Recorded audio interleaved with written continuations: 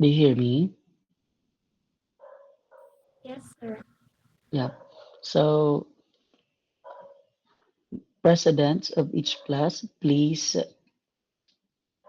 facilitate the monitoring of the attendance of your classmates and submit it to me as soon as possible after our lecture.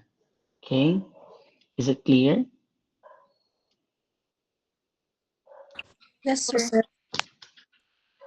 Thank you so much. So this afternoon we are going to discuss about the medication administration or administration of medication. Okay. So before we proceed, let's try to have a short overview of medication administration. One, medication is a substance, okay, administered for the diagnosis and cure, treatment, or relief of symptom or for prevention of disease. Anything. Example, ginsipon ka, kay nag-take ka sin uh, music, that is a medication to treat your symptoms. Diba? Pharmacology is the study of the effect of drugs on living organism. Okay, diba? You've done already discussing in your pharmacology the mechanism of action, the pharmacokinetics of a certain medication or a certain drug, the composition of a drug, diba?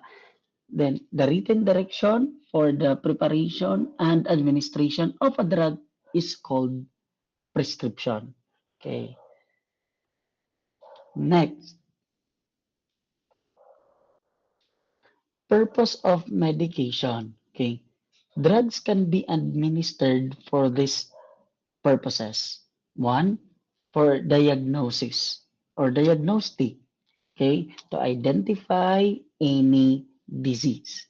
Okay. Prophylaxis to prevent. Okay. Occurrence of a disease. Therapeutic, of course, is to cure. Pag sinabi nating prophylaxis, okay, like for example, not all antibiotics are given to treat any infection. There are some antibiotics, okay, are given prophylaxis because of a certain exposure. Okay? Kung na-expose ka, tatagang ka dayon sin antibiotic. Okay? Para diri mag-occur uncertain disease. Okay?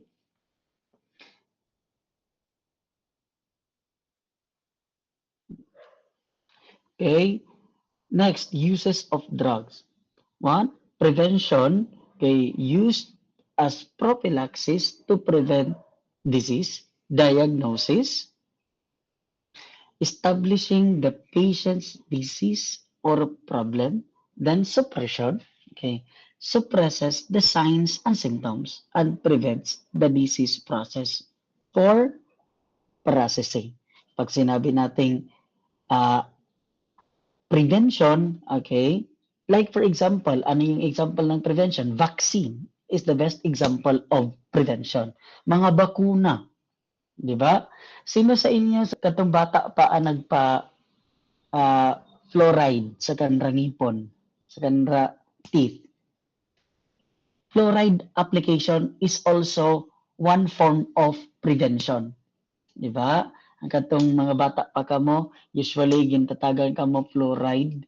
Kay and sometimes the dentist would recommend you to have fluoride every 6 months.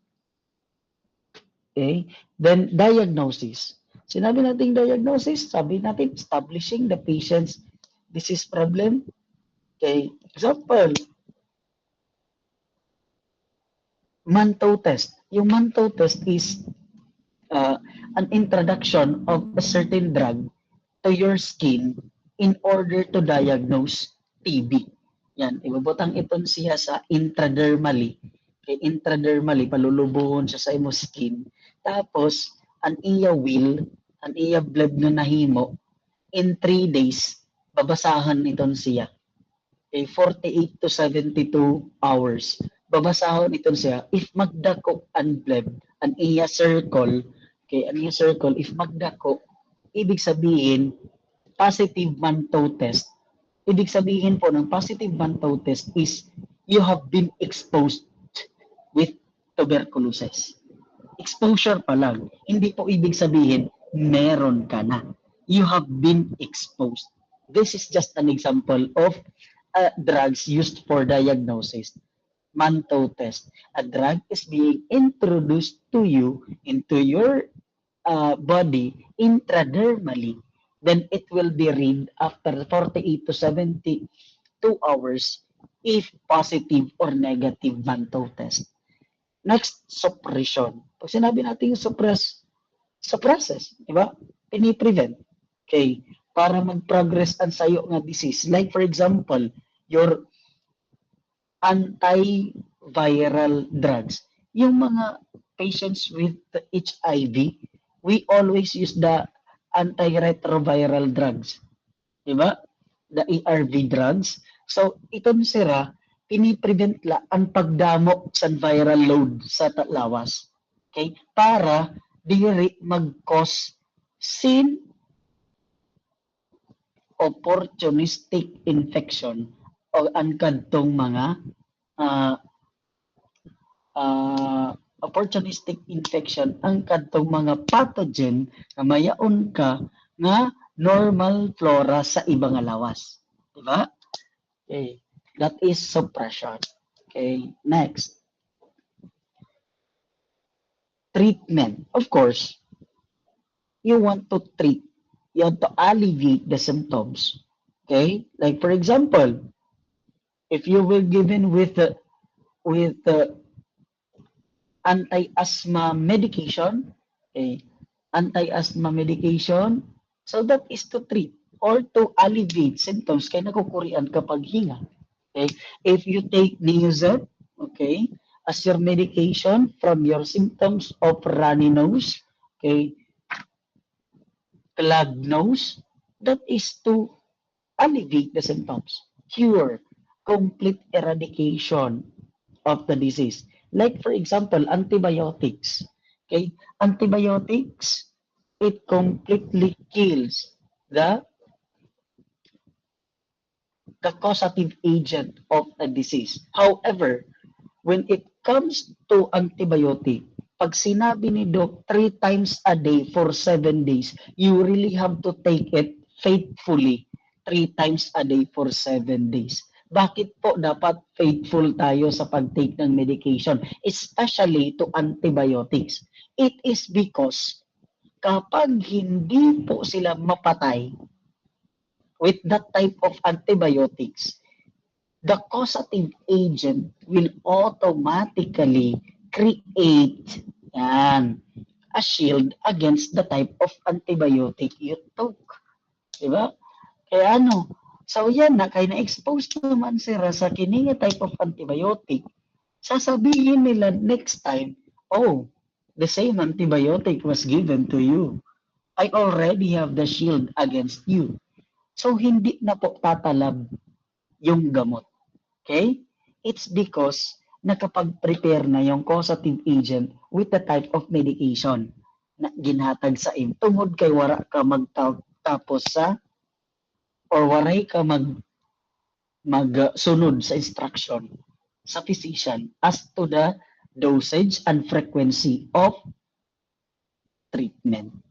Enhancement aspect of health. Okay? Example, pag sinabi nating enhancement, this is just to achieve best state of health. Vitamins. Di ba? Sino sa inyo nag-inom mga multivitamins? Yan. Mga vitamin B, vitamin C, vitamin A. Tanan itong sira, this is to achieve best state of health. Diba? So, mga vitamins are the best examples of enhancement aspect of health. Okay, let's proceed.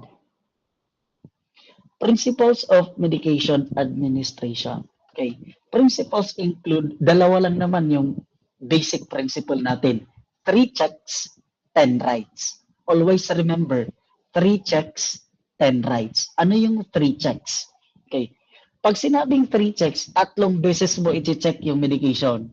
10 rights, 3 rights, 10 rights ang i-check natin. Okay, let's proceed first with the three checks. Three checks. One, check with obtaining the container of the medicine. Kung makuha ka sa container sa medisina, basaha ang medisina, ang bulong, if parehas ba siya sa imong kakaptan nga medication ticket. Imda kung parehas siya sa medication ticket. Like for example, cefuroxime 750 milligram IVTT every 8 hours. Imda ang medication nga imong kakaptan from that cubicle, medication cubicle, if ang imong kukuha is cefuroxime ba. Check when removing the medicine from the container. Okay, if nakasulod siya sa box, pag abre nimo sa box, basaha otro kung cefuroxime ba or mao ba nga medisina, if it's the right medicine that you are handling. Why? There are times iba ang box sa sulod. Okay, common po yan. Like for example, in NSPH, it is because boxes are used para sudlan sa mga medisina or mga bulong pakadto sa ward. So ginagamit la siya nga sudlanan. What if di ay wala tanggala ang mga bulong sa sulod, nag-assume ka nga ang box niya mao ang sulod nga medication. No. Pag open mo sa box, you really have to check again if it is the same medication with the ticket that you are handling. Next, check when replacing the container. Okay? Sir, pangatlo po yan. That is the last check that you are going to do. Okay? Sir, kung waray na sulod, okay, example, an aton cubicle, magre-replace kasi medication, you really have to check if maogihapon siya nga bulong an aton ibubutang. Okay? So these are the three checks. 3 times ka po mag-check sa medication if you have the same medication with the ticket that you are handling. Next, let's proceed the 10 rights of medication. Okay, many errors can be detrimental to patients. Yes, of course. This is based on experience. Okay? Kay dito kasi sa AVMC when I was still having my duty there. Okay, mayon aksa yung estudyante, it was from the other university where I came from. So, last day of our duty, kay 2 weeks duty kasi kami dito. Siyempre, kampante na sa imo, sir. 2 weeks na, may mastery na sa concept, may mastery na sa routine work. Unfortunately, bida laak sa door, nag-imod sa kanra. Okay, duha sila nga naghatag medication. Okay, unfortunately, di gud laak sa door kasi last day, I know already nga alam na nila. The problem was, ang medication na interchange ang medication, it's because ang pasyente namo same ang apelyido. See? Same po ang apelyido. So it is always important to determine the right patient. Sir, how are we going to determine for the right patient? Let the patient speak for his or her name. Like for example, good afternoon, ma'am. I am Erlich Abenes, a student nurse of University of Eastern Philippines, Northern Samar. Okay, I am here to give medication. May I know what is the name of your patient? Okay, may I know what's the name of our patient? So, example, ang nanay ani mo gipangutana kay bata man ang aton pasyente, mabagaw ang nanay, Abenis. Ma'am, can you please state the name early? See? So, dapat siya ang magbabagaw. Again, this is a wrong question. Ma'am, ano ang ngaran san ako? Oh, ma'am, Erlich Abenis po ba ang ngaran san aton pasyente? It's a big no-no. Hindi po pwede. Bakit? Kahit sino pwedeng mag-say yes. Pwede ang kapitbahay mag-say yes. Ako yun. Pwede yung kapitbahay, pwede yung hindi mo kilala magsabi na ako yun. What if di ay matagan mabulong kadtong nag-say yes nga diri man di ay tumao? See? Let's go back to the error we committed when we were still in EVMC. Okay? After they committed their medication error, what we did is we closely monitor kay ang ira ginhatag kay diuretics. Ihi-ihi. Swerte laag nga it was just a diuretics. What if it was an antibiotic that did not undergo scan testing? What if allergic an akon pasyente sa medication? Systemic ang effect nun because it was through intravenous therapy. Di ba? Pag sinabing intravenous therapy, direkta sa ugat ang paghatag sa bulong. Sir, paano masasabing intravenous yun? Ito gani nga swero, ngayon na iimod, mayaon siton siya Y-port na tinatawag. Dida kay siton mag-i-inject sa bulong sa Y-port. Rubber po ito siya nga port where you can inject the medication to your patient directly to the veins. Okay? To prevent these errors, these guidelines, the rights are used in drug administration. Okay, right patient. Again, let the patient or the significant other speak for the patient's name. Hindi po pwedeng ikaw. Again ha, it is a reminder to each and everyone, kapag tayo mag-duty dito sa ward, I do not want you to be bugo-bugo ha. Inanglan, bring your kalag. Kay di gid pwede sa akan tanga-tanga dito. Okay? Dadaan imo kalag ngadto ha kay damo baya mga nagtanga dito sa duty. We are dealing with life here. There is no room for mistake in our profession. What if imo di ay to anti nga imo natagan wrong medication? What if imo adto relatives? Di ba? Makonsensya ka for a lifetime. Okay? That is right medication, yung number 1. Okay? Again. Next. Another right of medication is, of course, mayaon na kita right patient. Second one, of course, the right medication. Waray gamit if we have the right patient but we have the wrong medication? So it's still not effective. We have the right patient, we must have the right medication for that particular patient. Okay?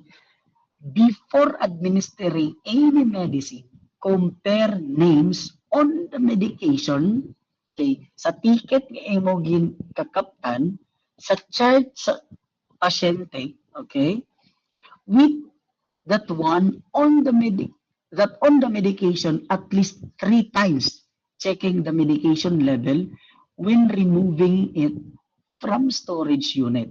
Compare medication level with that one on treatment card or treatment chart and medication label and name on treatment chart with the patient's tag.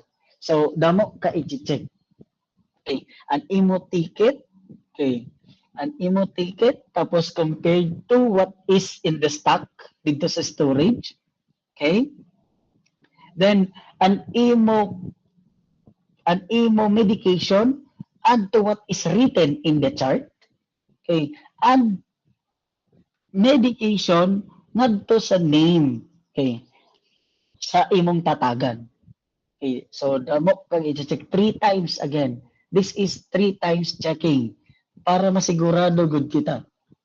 So far, after that medication error in my teaching journey as clinical instructor, hindi na ako nakapag-commit ng medication error with my students. I already have that particular strategy in me that I will never ever commit the same mistake again. Okay? So naghimo na kaugalingon nga strategy. So I already have that na every time mahatag medication ganito gagawin namin para sigurado good right patient, right medication at ginahatag. Okay? Next. After the right medication, we also have the right time. Pag sinabi natin right time, okay? Kung sinabi natin BID, that is 2 times a day. PID, 3 times a day. QID, 4 times a day. So there are other prescription na may sinasabing every 8 hours, every 6 hours. So please, for right time, you must be ahead 30 minutes. Okay? You must be ahead 30 minutes. Dapat, kapag alas 8 ihahatag ang medication, 7:30 ready na ang medication. Okay? Drug timing is very important. Okay, bakit? Like for example, in antibiotics, pag sinabing 8 hours, yung potency of that antibiotic will last only for 8 hours. Kailangan niya ulit ng bagong antibiotic with the same antibiotic so that hindi maka-create ng resistance ang pathogen. Okay? Next, right dose. Okay, pag sinabi natin right dose, right dosage, okay, this becomes very important when medications at hand are in a larger volume or strength than the prescribed order given or when the unit of measurement in the order is different from the supplied from the pharmacy. Yes, common po yan. Okay, I will tell you the formula we use in the word. Okay, desired dose over the stock on hand multiplied with the volume. Dito po, if we are talking here of ampule at saka vials ng mga medication, mga liquid medications. Okay, liquid medications. So again, desired dose. Okay, over the stock on hand multiplied with the volume. Okay. So, mayaon kita later. Okay. Mayaon kita later mga conversion of units na ipapaibon ko sa slides. Okay. Like for example, okay, right dose. Okay, tramadol, give tramadol 25 milligram IVTT every 8 hours, PRN for pain. Okay. Sir, ano ang ibig sabihin nun? Give tramadol 25 milligram IVTT Q8 hours PRN for pain. Okay. Ibig sabihin nun, you need to give tramadol 25 milligram via intravenous every 8 hours. Sir, ano yung PRN? Prorenata. Ibig sabihin, as needed. As needed lang po siya. Okay. For pain.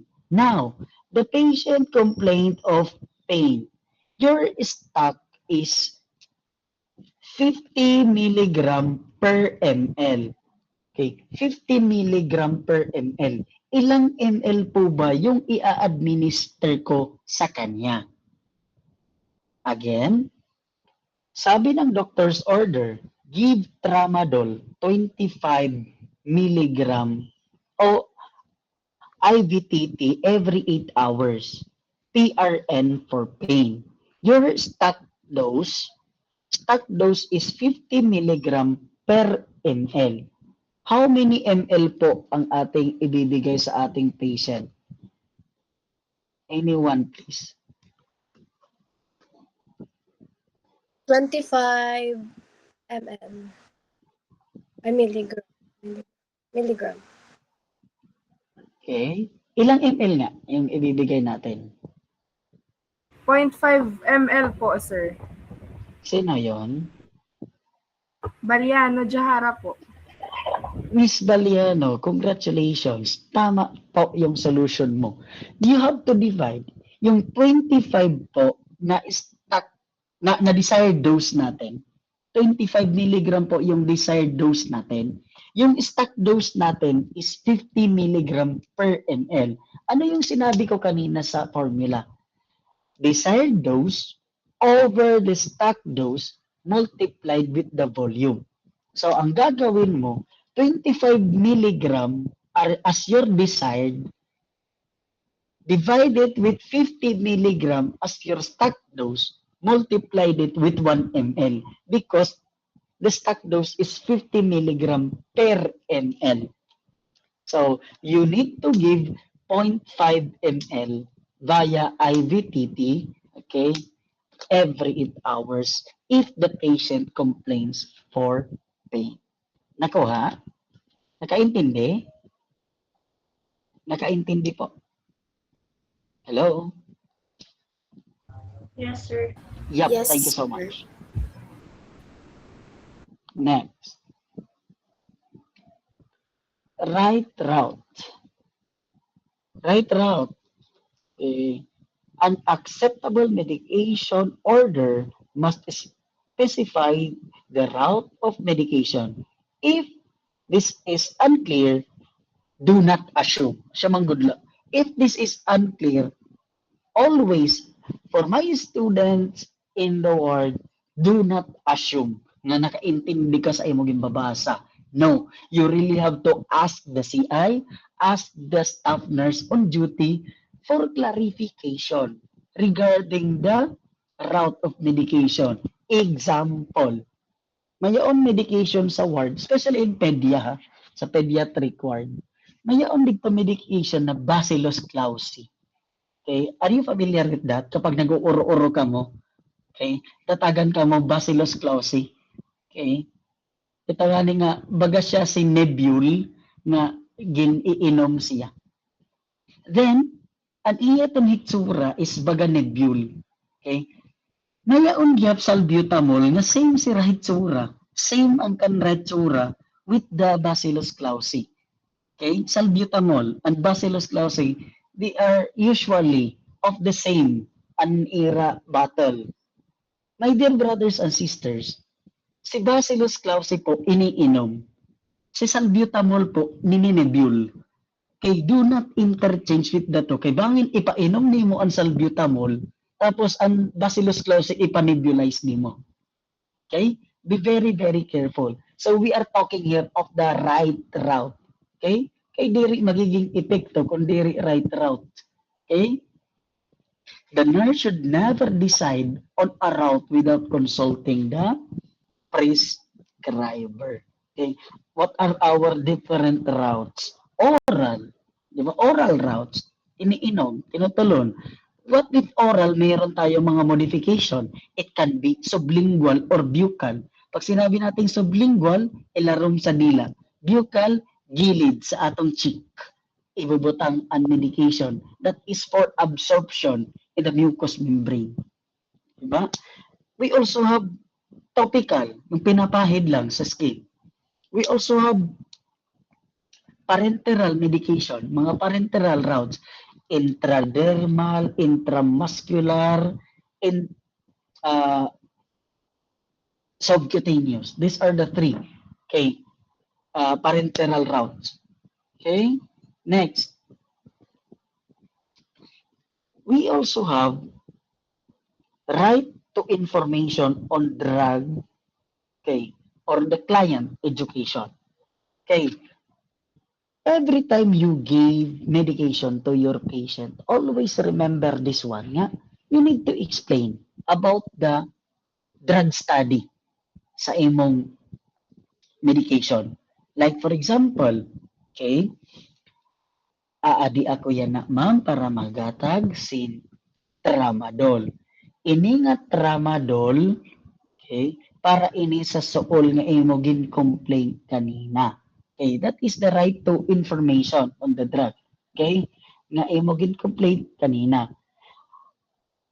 Pagkahatag ko sa sini nga bulong, okay, mahimo unta nga diri ngun aka magkiwa-kiwa after hatag sini kay possible ang side effect sini nga bulong kay magsuka ka. Vomiting ba? Vomiting po ang side effect of tramadol. And if magsuka ka, normal reaction la iton sa bulong.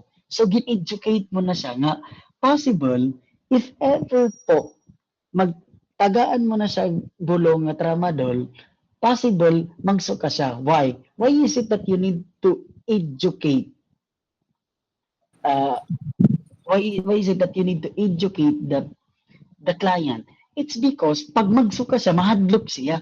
Hala, mauna to ang mga rason nga ginsasala kita san significant others nga nagsugad man la ini siya after tagan sa bulong. Kasi wala nimo siya ma-explain na it was just a side effect of that particular medication. Diba?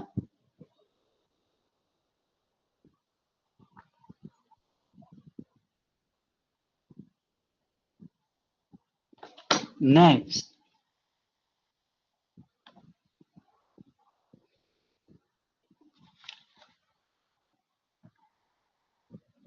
For a while.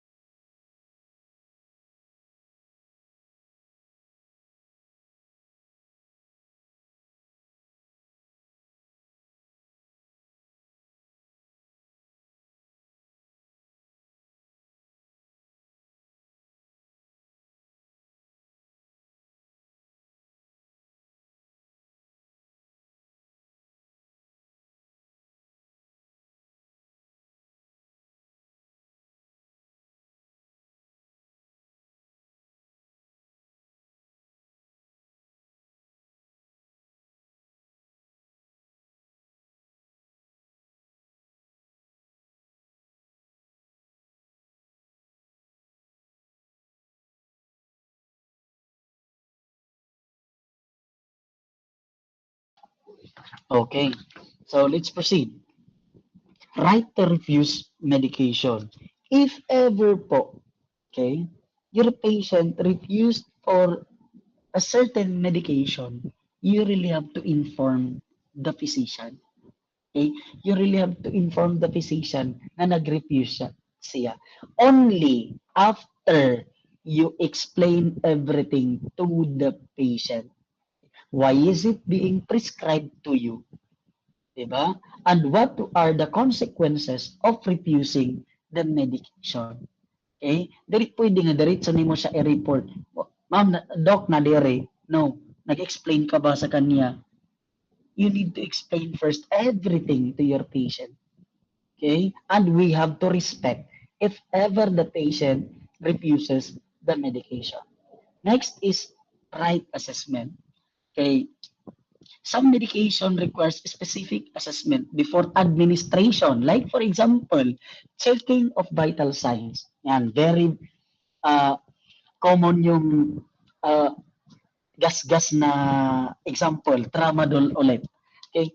Sir, bakit tramadol palagi? Because these are common medications na ibinibigay natin sa ward. Sa medical ward at saka sa surgery ward. Okay. Tramadol. Before giving medication like we have to check first the blood pressure and the respiratory rate of your patient. Bakit? Because it leads to sudden drop of BP and it will lead to respiratory depression.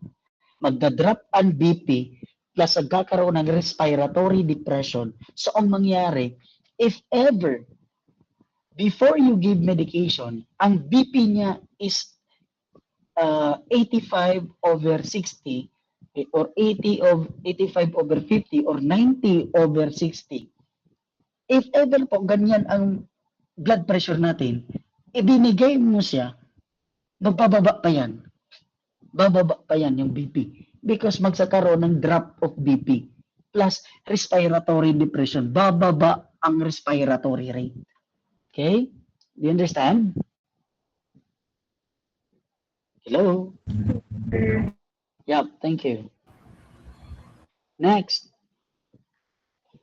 right documentation. Okay? Documentation should be done after medication and not before. If ever mayaon ka na imod sa ward, mawara pa nga ni katagisan bulong, mayaon na pirma dito sa chart, diri ito mao. What you see dito nga practice, dito la ito. What we need to know is the ideal one. Always remember, not documented means not done. Kapag hindi mo isulat yan, ibig sabihin, hindi mo nagawa yan. Okay. Right documentation, you really have to document after medication, not before. Next is right evaluation. You conduct assessment to ascertain drug action or side effects, desired effects, or adverse effects. If yaon man na experience an aton pasyente. Okay? Let's proceed. Medication order. What are the components? Okay, the essential parts of a medication order. The patient's full name, date and time kanus asiyag gin order, the drug name, dosage, route of administration, okay, if it is oral, rectal, or intravenous, that is the route of medication, time and frequency of administration, sinabi natin timing, example, every 8 hours, every 6 hours, then yung timing ilalagay mo dyan. Example, for every 8 hours, 8 a.m., 4 p.m., 12 midnight. So ilalagay mo yan sa medication ticket, yung time. 8 a.m., 4 p.m., 12 midnight. Signature of the physician. Okay? So these are the 7 essential parts of administration of drug or of the medication order. Okay? Next. 4 types of medication orders are commonly used. Stat order. Sinabi nating stat order, okay, yan na. Ihatag dayon yan na. Okay. Example, morphine sulfate 10 milligrams, IV stat. Pag sinabi nating stat, now na. Okay. Stat, now na. Single order. The single order, one-time order indicates that the medication is to be given once at a specific time. Example, Lactulose, 10 ml at bedtime. So, di na mo la ihahatag konti katurog. Diba? Next. Standing order. Sinabi nating standing order, okay. Standing order is written in advance, carried out under specific circumstances. Like for example, okay, gintagan nun asyasin para sa kanya sip-on. Okay? Like, gintagan ngun asyasin cetirizine. Okay? Pero, mabagaw itong si Doc. If ever ubuhon na siya, please give this one. Okay? Okay, please give this one. Ambroxol. Yan, mao to. So, standing order yan. Hindi mo muna siya ibibigay, not unless na-meet niya ang requirement, nga ihahatag na siya. Kasi Doc, magbabagaw ito. If ever ubuhon, adi an iyo ihahatag. Okay. Next is PRN. Yan, pro renata or as needed. Okay. As needed. So, didala kung kinahanglan. Example, okay.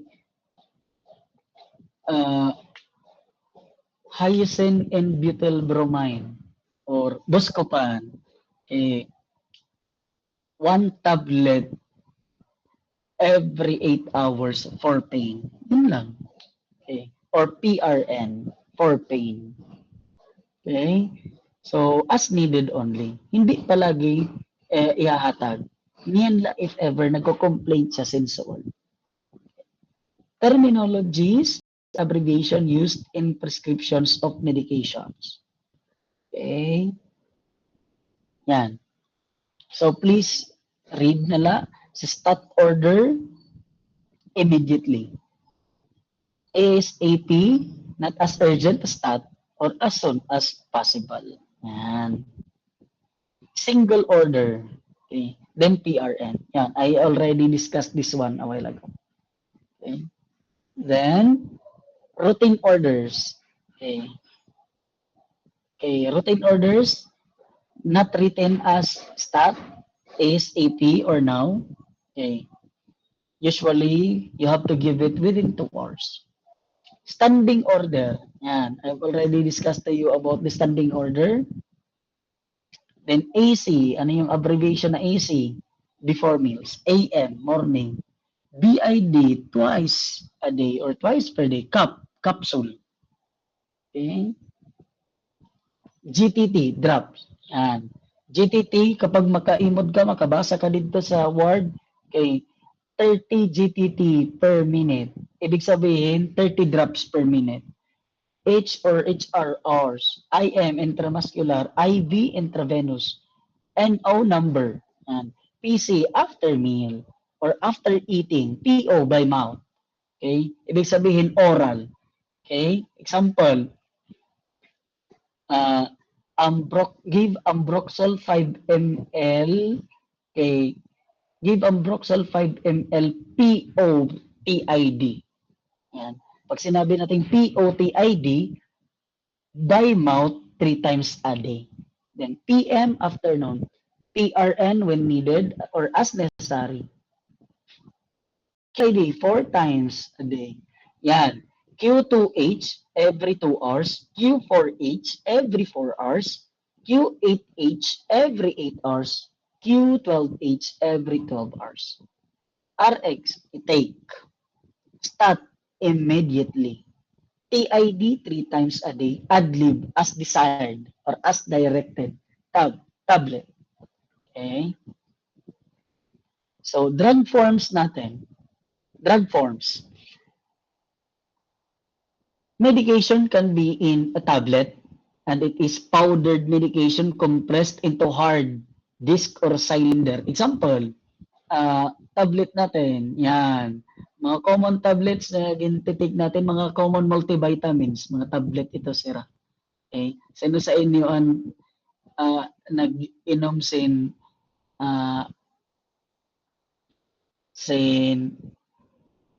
Berocca. Tablet ito siya nga Berocca. Okay, next. Capsule. Medication covered in gelatin shell. Ay, yan, capsule. Like for example, amoxicillin 500 mg is capsule. Another, Alaxan. Alaxan Advance, capsule gyap siya. Okay? Gel or jelly, a clear or translucent semi solid that liquefies when applied to the skin. Yan. For topical ointment, gel. Another is you have the lozenges. Okay, sino sa inyo nakaimod na sa strepsils? This is lozenges. Strepsils, gindudulsi mo siya. Next, lotion. Drug particles in a solution for topical use. Calamine lotion is the best example. Ito, calamine lotion for irritation, for itchiness. Ito nga pink color. Yan, lotion po ito siya. Ointment. Semi-solid preparation containing a drug to be applied externally. Triderm is an example of ointment. Yan. Triderm. Next, you also have powder, single or mixture of finely ground drugs. Yan, powdered. Okay, next, Solution, a drug dissolved in another substance. Like for example, medication na dilute pa dida sa vial. So that is solution. Dissolve pa. Example, mayaon kita si furoxine nga vial. So butangan mo siya 5 ml sterile water for injection para matunaw ang powder dito sa sulod. So that is solution already. Suspension. Yan, common nga aton suspension kay an aton mga ah, ginahatag sa bata. Yan, mga syrup. An aton mga syrup. These are suspensions. Mga liquid form, mga syrup are suspensions. Yan, medication combined in water and sugar. Okay. Yan. Next, suppository. Ini nga suppository, okay, pwede siya ibutang sa bubot, pwede gihapon sa vagina, or even to the urethra. Okay, suppository, ito siya, ayaw ka mo kabara ka, kay ito nga suppository, madalunot na ito siya, daan slimy, madalunot ito siya. Okay, however, before you insert that, you need to put on a water-based lubricant also para ma-prevent ang resistance upon inserting, especially if you put it sa rectum. Okay? So, itong siya, madalunot na itong siya, pero magbubutang ka pa sin water-based lubricant. Ang water-based lubricant na common brand dito sa ward or dito sa hospital is the KY jelly. KY jelly. It's the most common na ginagamit. Transdermal patch. Sinabi nating transdermal patch, nilalagay lang yan sa skin. Okay, nilalagay sa skin, transdermal patch. Okay, nilalagay lang sa skin yan. Okay, then your skin will absorb whatever medication is in that patch. Okay, next, route of administration. Different route of drug administration are oral, parenteral, topical, and inhalation. Okay, oral, lahat ng by mouth. Parenteral, lahat ng ipinapasok sa katawan. Okay, like for example, intramuscular, subcutaneous, intradermal, intravenous are all parenteral. Topical, lahat ng pinapahid. Inhalation, lahat ng dinadaan through respiration. That is inhalation. Okay? Let's proceed with oral route. Oral route, medications given by mouth. Yes? Hello?